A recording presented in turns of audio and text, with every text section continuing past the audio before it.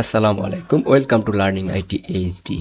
আজকে আমরা শিখব কিভাবে এক্সেলের ফাইলকে পাসওয়ার্ডের মাধ্যমে প্রোটেক্ট করা যায়। চলুন তাহলে আমরা স্ক্রিন থেকে এই বিষয়টি স্টেপ বাই স্টেপ শিখে নিই।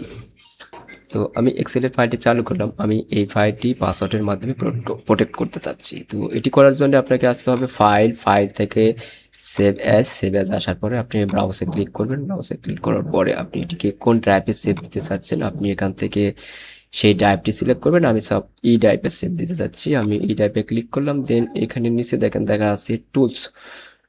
এই টুলসের উপরে একটা ক্লিক করতে হবে। এখান থেকে জেনারেল অপশন থেকে এখান থেকে বলতেছে পাসওয়ার্ড টু ওপেন। আপনি যে কোনো পাসওয়ার্ড কিন্তু এখান থেকে ক্রিয়েট করতে পারবেন নাম্বার প্লাস লেটার্সের মাধ্যমে। আমি সাপোজ এখানে সিম্পলি 1 2 3 দিলাম।